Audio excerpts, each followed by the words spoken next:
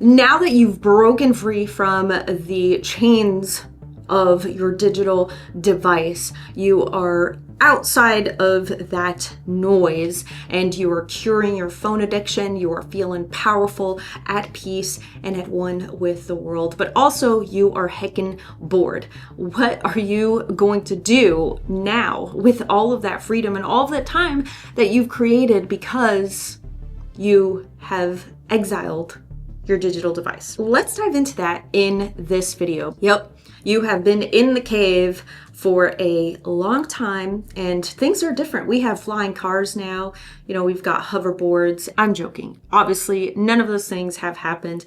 Life probably isn't too different, but there are some things that you can do differently in your life. For example, you can try something completely new. Check out some new hobbies. Maybe some of the things that you want to invest time in are cooking, trying a new recipe, maybe drawing, painting, maybe pick up some sculpting, something that's like completely avant-garde, something new, right? Something that you haven't done before, even if you feel like you aren't creative. Learning a new musical instrument, even if you don't think that you are musically inclined, right? The point here is to just try something new and engage in a new hobby. This is going to help fill up that time that you would have otherwise spent lying on your futon scrolling for hours on end on Instagram or any other social media platform. You could also try investing into a long-term project, like,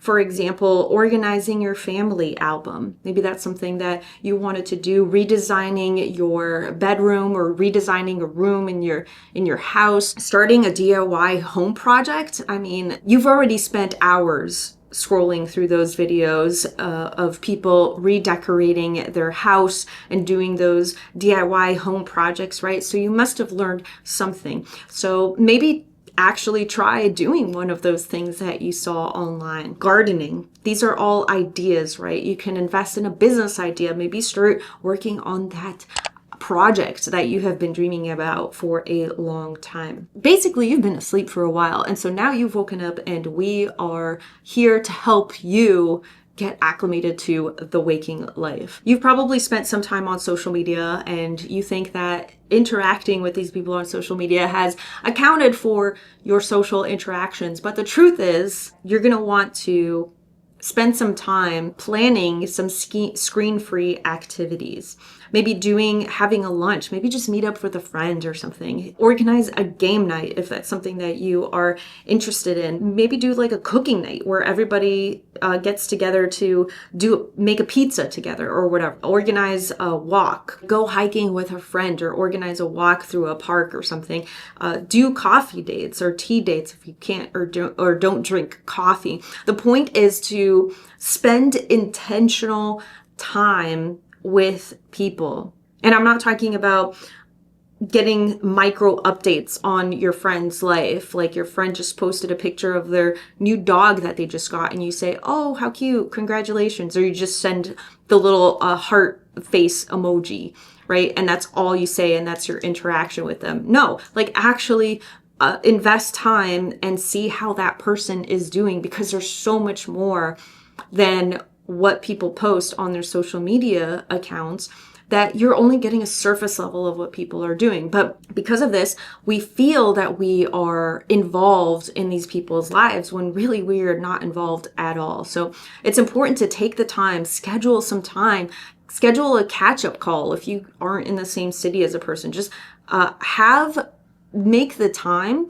to focus and listen, see where that person is at, update them where you are in life. Maybe you can even plan a weekend getaway or some kind of short trip or something with your friends. I mean, the ideas here are endless, right? And if you do like any of these ideas, then maybe something that you can plan to do is subscribe to this channel so you can see more videos on this type of thing where we help each other out with digital minimalism, with phone addiction, and with minimalism in general, and just simplifying, living that soft life and all of that stress-free. I'm going to quickly go over some of the steps that you can take for investing in your own personal growth. Like, creating a weekly goal to learn new things. So you can invest in a masterclass, or you can even do Khan Academy, which is completely free. So Khan Academy has a variety of courses on math, science,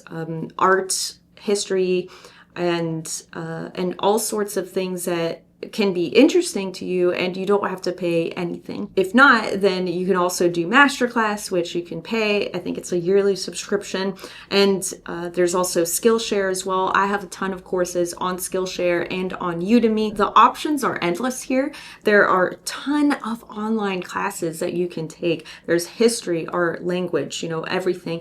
Anything that you have ever been interested in, now is your opportunity to invest that time to grow and to learn these things. You can read, you can have new reading goals, set up new reading goals for yourself, like read a new book every week or every month, whatever it is, whatever the time and energy that you want to spend on that. And really think about that, like craft what your new routine is going to look like, because there's so much that life has to offer. I think that when you start to live intentionally and really start thinking about your actions in this way, then you start to make smarter choices with how you invest your time and your energy. And it is a beautiful and wonderful thing. You could try a fiction book to completely disconnect from the world, right? So I love science fiction, and I love science fiction because there's enough reality to it where I feel grounded, but then at the same time,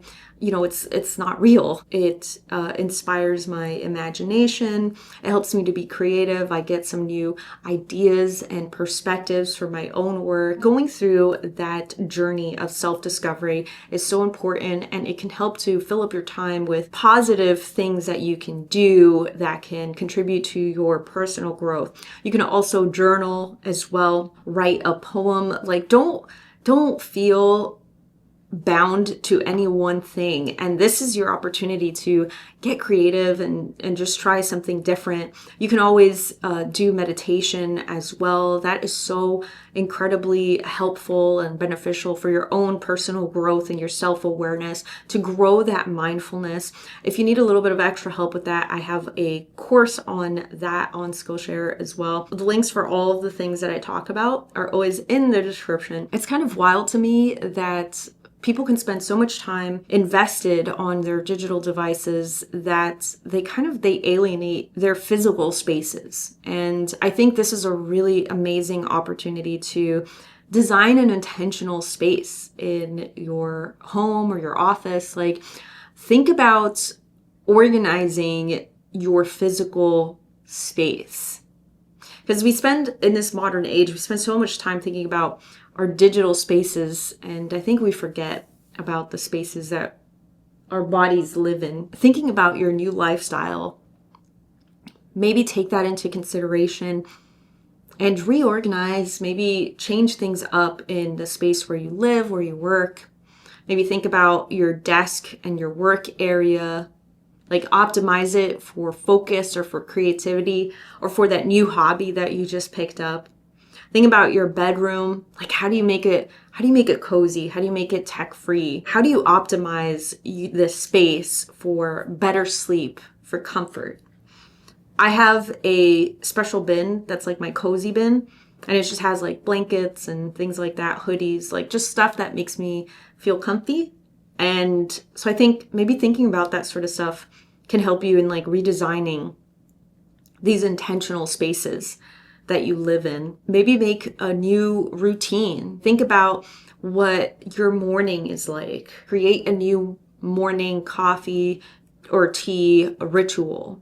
Create something that has no screens. Maybe your nighttime routine. Like, how do you wind down? Are you reading a book, or are you listening to something relaxing before you go to sleep? Maybe you do a little 5-minute meditation as you go to sleep. What are the new routines that you're going to create for yourself now that you're curbing your phone addiction? I think we're almost done here. I have a couple more things that I want to discuss, like learning to enjoy simple moments. I think that as the epidemic of phone addiction increases, the ability for you to enjoy life decreases. And I think that working on your mindfulness really helps with this.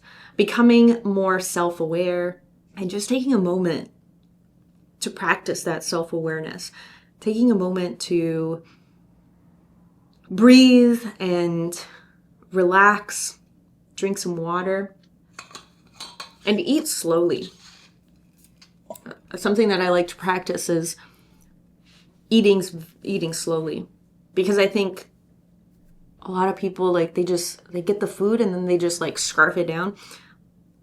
And I love food, but I think it's important to savor your meals, really think about where the ingredients came from, the process that it took to cook the meal that you're eating. And maybe don't distract yourself. Don't intentionally distract yourself. Like if you're driving, you're at a red light, you'll be like, "Oh, I can't be doing something for 1 second, so I'm going to go check my phone," right? Because that's what it is. It's like it's not being at peace with yourself. It's thinking that you have to be doing stuff like all the time. Like even with your mind, right? Take a moment when you feel that way. Just take a moment and pay attention to your surroundings. Like look around you. What do you see? What do you smell? What do you hear? And just take a moment to like reflect and see where you are. Whenever you're walking or you're driving, whatever it is that you're doing, just pause. Just take those moments to pause and reflect throughout the day. This is what it means to be present. This is what it means to be present. And all of that stuff, it helps you to enjoy the little things in life. The little things like, subscribing to this channel and enjoying this video, hitting that thumbs up button, taking a moment to appreciate moments of stillness. Because life isn't always about getting to the next thing. And I think that's why we have so many aggro drivers. It's like everybody just wants to get somewhere quickly. And for what? I don't know. Everybody ends up at the same red light. So why are you agitating your soul and your body and your mind that way? It's not healthy. It's just not healthy. As we wrap up this video, I'm going to say one last thing, and that is to reconnect with nature. I know it sounds like the typical thing. It's like, go touch grass. I mean, I really do mean it. Like actually go touch grass. It can be so helpful. It's just really interesting how, humans, it's almost like we want to be outside, but like we have these structures for protection and everything, which I totally get. But it's just funny, like, we have the windows for fresh air. We have the windows for sunlight. We have plants inside, right? Because we're bringing nature inside. So take some time to like look on the map. See if there's any green areas around you. Try to find some new spot that you can go walk in, like a park or like somewhere that you can go hiking. Maybe there's somewhere that you can go that's not too far driving that you can just go. Maybe have like a beach day or a lake day, like organize something like that. Bring a picnic, bring your favorite snacks, your favorite drinks, and just find a park, find anything. Like no park is too small. I've lived in places where I felt like there was no nature. And there is. Nature's around us. Nature's everywhere. We live in nature. It's just that we disguise it with concrete and fences and walls, right? But it's everywhere. Even like a patch of grass. You just go and you find it and you sit there and you read a book. Find trails. A lot of cities, a lot of places have trails. They have things that you can do. You just make a list. Make a list of all the things that you find, and make a list of the things that you enjoy. Like if you like going to the beach, or if you like the jungle or the forest, the woods, like find what you enjoy the most and make a list and try to find what's close to you that you can do. It's not always about like grass. So like if you live near a desert or something, then there's stargazing. You can go out and just admire the universe that you live in. Go bird watching. See what birds you can find. There's birds everywhere, even in the busiest city. Even in the busiest place where where you can hardly find any parks, any green anywhere. There's bugs, there's rodents, there's birds. There's always some little critter that's walking around. Notice them. Go look at them. Go cloud watching. Go kayaking. I don't know. Stop making excuses and just go out there. Go camping. Go find a way to connect with nature. Here we have a couple of botanical gardens, and so they're curated, but it's a way to learn about different plants and creatures and really connect with the world that we live in, which is so important in this world that we've created where we're all so connected digitally. There's still so much disconnect between us and the world that we live in. All right, I think that's it for today. That is the rundown. And now it's time to live without the screen overload. It is time for you to enjoy your life. And if you're finding new ways to enjoy your life now that you are spending a lot less time on your phone and the internet and all of that stuff, then share them in the comments, please, because absolutely, like, I just threw as many ideas as I possibly could into this video, but I definitely missed some. So I would love to know if you have found anything that works for you, because maybe you can inspire somebody and you can help them find something that works for them. If you are still struggling with nonstop scrolling, then don't miss out on this other video of mine where I break down some ways to stop scrolling. And you should definitely watch that if you want some pointers. That is it. So I hope you enjoyed the video, and don't forget to subscribe. And I will see you when I see you.